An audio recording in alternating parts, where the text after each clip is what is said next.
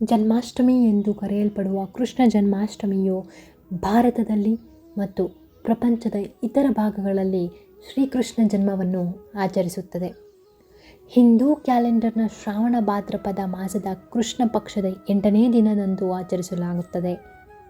ಜನ್ಮಾಷ್ಟಮಿಯು ಹಿಂದೂ ಸಂಪ್ರದಾಯಗಳ ಪ್ರಕಾರ ಒಂದು ಪ್ರಮುಖ ಹಬ್ಬವಾಗಿದೆ ಹಾಗೂ ಆಚರಣೆಯ ಪದ್ಧತಿಗಳು ಧಾರ್ಮಿಕ ಗ್ರಂಥ ಓದುವಿಕೆ, ಪಠಣ, ನೃತ್ಯ ಮಾಡುವಂಥದ್ದು ಹಾಗೂ ಭಗವತ ಪುರಾಣದ ಪ್ರಕಾರ ಕೃಷ್ಣನ ಜೀವನದ ಶಾಸನಗಳು, ಮಧ್ಯರಾತ್ರಿಯವರೆಗೆ ಭಕ್ತಿಗೀತೆ ಹಾಗೂ ಉಪವಾಸವಿರೋದನ್ನು ಒಳಗೊಂಡಿರುತ್ತದೆ.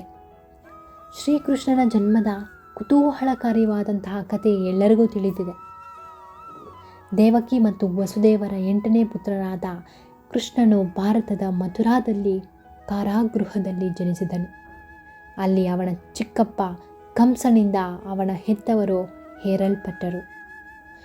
ಕೃಷ್ಣನ ಚಿಕ್ಕಪ್ಪ ತನ್ನ ಸಹೋದರಿ ದೇವಕಿ ಮತ್ತು ಆಕೆಯ ಪತಿ ವಸುದೇವ ಅವರ ಒಂದು ವಿವಾಹದ ಸಮಯದಲ್ಲಿ ಆಕಾಶದ ಧ್ವನಿಯು ವಸುದೇವ ಮತ್ತು ದೇವಕಿ 8ನೇ ಮಗುವಿನ ಜೀವವನ್ನು ತೆಗೆದುಕೊಳ್ಳುತ್ತದೆ ಎಂದು ಎಚ್ಚರಿಕೆ ಮೂಡಿಸಿತು. ಹಾಗೆ ಆಗದಂತೆ ತಡೆಯಲು ಕೃಷ್ಣನ ಚಿಕ್ಕಪ್ಪ ಹೀಗೆ ಹೆಜ್ಜೆಯನ್ನು ಇಟ್ಟರು.